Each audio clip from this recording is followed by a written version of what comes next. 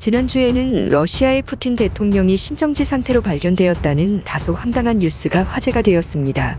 이에 부랴부랴 러시아 당국은 푸틴의 살아있는 모습을 보여줬는데요. 그런데 충격적이게도 그 뉴스가 나온 직후 중국의 리커창 총리의 급작스런 별세 뉴스가 세계적인 파장을 불러일으키고 있습니다. 중국 내부에서 특별한 정치적 변화나 혼란이 발생하고 있다는 추측이 나오고 있습니다. 이에 따른 한반도의 영향을 살펴보려고 하는데요. 국토전략TV 리커창 전 총리의 타계는 중국 내부 정치에 민감한 상황을 암시하는 것으로 보입니다. 리커창은 중국의 최고 리더들 중에서 서구화된 경제 방향성을 추구하며 세계적인 경제 포럼을 주도하는 등 국제 사회와의 협력을 강조한 인물로 알려져 있습니다. 특히 과거엔 만약 시진핑 총서기가 사임하게 될 경우 중국이 더 개방적이고 서구화된 국가로 전환될 수 있게 할 수 있는 유력한 차기 지도자로 평가받았었는데요. 그는 시진핑의 일부 경제 정책에 대해 명확한 반대 의견을 표현하였고 중국의 공식 GDP 통계에 대한 의문을 제기하였습니다. 또한 리커창 총리는 서민 경제 활성화를 위해 도시 환경을 해치는 노점상들을 재활성화하려는 시도를 했으나 시진핑 중앙당국의 반대로 이는 중단되었던 적도 있었습니다. 이러한 배경 속에서 두 사람 사이에는 여러 차례 갈등이 보고되었기도 했습니다. 그런데 그가 갑작스럽게 타계한 것입니다. 현재 시진핑의 경제정책에 대한 주요 반대파가 사라진 상황에서 중국 내부의 정치 밸런스는 어떠한 방향으로 진행될지 예측하기가 어렵습니다. 그러나 이러한 상황이 한반도 문제와 어떻게 연결될지도 주목해야 합니다. 중국의 내부 변화가 북한 문제나 한반도의 평화 과정에 어떤 영향을 미칠지 지켜봐야 할 상황입니다. 이번 사건을 계기로 중국 내부의 정치적 파워 게임과 그 영향에 대해 깊이 있는 분석이 필요합니다. 첫 번째, 미국에 납작 엎드릴 중국. 첫 번째로 주목해야 할 부분은 중국의 현재 정치 구조와 그에 따른 국제 전략이 미국에게 고개를 숙이게 될 수밖에 없는 구도라는 것입니다. 이는 자칫 한반도에 예상 못한 환경적 변화를 만들 수 있을 것입니다. 현 시점에서 시진핑은 중국 내에서 거의 독재적 권력을 행사하고 있습니다. 그의 주요 정치적 경쟁자들과 반대 세력들은 대부분 사라져나가면서 시진핑 중심의 단일화된 리더십이 형성되었습니다. 이러한 권력 집중을 위해 시진핑은 고도의 기술을 활용해 인공지능 AI 같은 첨단 기술을 활용한 사회적 통제와 연계되어 중국 내부의 모든 움직임을 감시하고 통제하는 강력한 체제를 구축하였습니다. 특히 소수민족 지역에서는 수용소 제도와 같은 강력한 통제 수단을 통해 반란이나 저항의 움직임을 선제적으로 진압하고 있습니다. 이런 모습은 마치 북한과 같은 폐쇄적인 국가의 모습을 연상케 합니다. 즉, 중국 내부에 완벽한 통제 시스템을 만들어 완벽한 1인 독재 체제를 만드는 데 성공했다는 것입니다. 이제 문제는 외부에 있습니다. 시진핑이 이처럼 내부의 권력을 견고히 다져도 중국은 국제사회와의 관계에서 불리한 입장에 놓여 있습니다. 수출 관련 문제는 중국 내부를 흔들 수 있는 문제입니다. 중국이 거대한 북한처럼 완벽한 통제 시스템을 만들었다고 해도 수출 경제 특성상 어느 정도 소득 수준 1만 불대에 먹고 살 만한 환경은 만들었는데 수출이 무너지면 이 구조가 무너집니다. 특히 미국과의 관계는 중국의 내부 경제와 안정에 있어서 중요한 열쇠를 가지고 있습니다. 중국의 주요 수출 시장 중 하나인 미국과의 경제적 갈등은 중국 내부의 경제 불안정을 초래할 수 있으며 이는 결국 민심의 흔들림으로 이어질 수 있습니다. 중국이 진짜 거대하고 가난해지던 북한처럼 된다는 얘기입니다.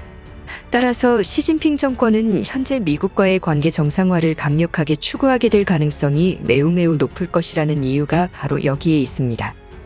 이러한 배경 속에서 최근 왕이 부장의 미국 방문은 주목할 만한 사건입니다. 사실상 한복선언을 하러 간 것이 아닐까 하는 추측을 해볼 수 있는데요. 왕이의 방문은 중국의 국제 전략의 변화와 그 의도를 암시하는 것으로 해석될 수 있습니다. 이번 방문에서 논의될 주요 이슈는 중동, 남중국해, 북한 문제로 공식적인 보도가 나오고 있습니다. 이 세 가지 주제는 현재 국제 정치의 핵심 이슈로 중국과 미국 사이의 협상을 통해 이들 문제에 대한 새로운 접근법과 해결 방안을 모색할 것으로 예상됩니다. 무엇보다 우리가 주목해봐야 할 문제는 한반도 문제입니다. 한반도 문제가 한국에 유리하게 돌아가게 될 수 있을 것이란 기대를 해볼 수 있을 것으로 예측되는데요. 두 번째, 중국 북한 포기하게 될 수도. 두 번째로 중국이 북한을 지지하는 정책에서 벗어날 가능성에 관한 분석입니다. 북한은 장기간 동안 중국의 지원에 의존하여 국가를 유지해왔습니다.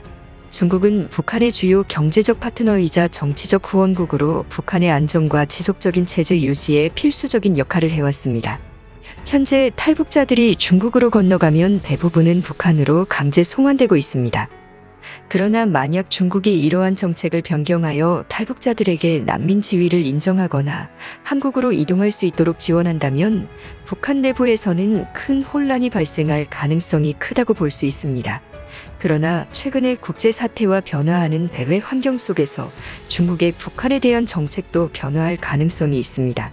특히 중동 지역에서의 민족 간의 갈등과 이스라엘 문제는 중국의 대북 정책에 큰 영향을 미칠 수 있습니다. 북한이 중동 지역에 반이스라엘 세력에 무기를 공급하는 것이 밝혀지고 있기 때문입니다. 이와 더불어 북한의 무기 수출은 러시아에까지 본격적으로 시작되면서 우크라이나 및 유럽 나토 지역에도 부정적 영향을 주고 있어 국제사회의 반드시 제거해야 할 대상으로 북한이 거론됩니다. 이러한 국제적 압박 속에서 중국이 계속해서 북한을 지지한다면 이는 중국의 국제적 이미지와 무역에 부정적인 영향을 미칠 수 있습니다. 무엇보다 이스라엘을 지지하는 정책 결정권자가 많은 미국의 입장에서 중국은 북한과 다름없는 적성국처럼 여겨질 것입니다. 중국의 주요 수출 상대국 중 하나인 미국과의 관계는 중국의 경제 성장과 안정에 있어서 핵심적인 요소입니다. 중국이 북한 문제에 대해 미국과의 협력적인 자세를 취하지 않는다면 이는 미국과의 관계 정상화를 바라는 시진핑에겐 정권 유지에 부정적 영향을 미칠 수 있습니다. 시진핑 정권은 이미 중국 내부에서 권력을 견고히 다져왔으며 이제는 국제적 안정과 협력을 추구할 시점이라고 볼 수 있습니다. 중국이 북한을 지지하는 정책에서 벗어날 가능성은 여전히 낮지만 최근 변화된 국제 정세는 중국이 북한을 포기할 수밖에 없게 만들고 있습니다. 세 번째, 시급한 중동 문제 그리고 북한. 세 번째로 중동 지역의 복잡한 문제와 북한 문제 해결에 매우 시급한 이슈가 되고 있습니다. 현재 국제사회의 주요 관심사 중 하나는 중동의 정세입니다. 이 지역에서의 갈등은 세계의 안보 및 경제적 안정 불안에 큰 영향을 미치고 있습니다. 특히 이란의 핵개발 동향은 국제사회의 큰 우려사항으로 자리 잡고 있습니다. 이란이 이번 혼란의 상황을 틈을 타 핵무기를 개발해 완벽하게 성공하게 된다면 이는 중동 지역의 군사적 균형을 크게 흔들어 놓을 것으로 예상됩니다. 이란의 핵보유는 이스라엘뿐 아니라 사우디아라비아, 터키 등 주요 국가들의 안보 위협이 높아질 것으로 보입니다. 또한 북한의 중동 지역에서의 역할도 주목할 만한 부분입니다. 북한은 헤즈볼라, 하마스, 후티 반군 등 여러 무장단체에 무기를 공급하며 이를 통해 중동의 불안정을 부추기고 있습니다. 특히 북한이 생산한 미사일이 중동 지역의 갈등에 큰 영향을 미치고 있는 것으로 알려져 있습니다. 이러한 상황에서 북한의 중동 지역에서의 역할을 제한하지 않으면 중동의 안정을 회복하는 것은 더욱 어려워질 것으로 예상됩니다. 그럼에도 불구하고 북한 문제의 해결을 위해서는 국제사회의 공동 노력이 필요합니다. 특히 중국의 역할은 중요하게 여겨집니다. 최근 미중 회담에서는 북한 문제에 대한 해결 방안을 논의한 것으로 알려져 있습니다. 중국이 북한 문제에 적극적으로 참여하게 된다면 이는 한반도의 평화와 안정을 위한 큰 발걸음이 될 것입니다. 한편 이에 앞서 한반도 주변 4대 열강 중에서 두 나라인 일본과 미국은 최근 한반도의 통일을 지지하는 입장을 공식적인 문서를 통해 최초로 밝혔습니다. 이는 한반도의 미래를 위한 중요한 변화로 해석됩니다. 주변 4대 열강 중 한 나라인 중국이 과연 한반도에 대한 입장이 어떻게 변화될지 최근 주목해 볼 만한 포인트들이 생기고 있습니다. 과연 중국은 일당 독재 체제에 거대하고 가난해지듯 북한 같은 나라가 될지 아니면 시진핑 일당 독재 체제로 어느 정도 안정성을 가지고 갈 나라가 될지 이번 미중회담을 통해 지켜봐야 할 것 같습니다. 리커창 총리의 갑작스러운 사망으로 시진핑의 독재 체제가 더욱 강화되었습니다. 이러한 변화 속에서 시진핑은 외부의 불확실성을 줄이기 위해 미국과의 관계를 강화하려 할 것으로 보입니다. 그 과정에서 북한 문제는 중요한 걸림돌로 작용할 것입니다. 이 문제가 성공적으로 해결된다면 한반도의 번영의 시대가 다가올 것으로 기대됩니다. 과연 이러한 변화의 흐름이 어떻게 펼쳐질지 지켜봐야겠습니다.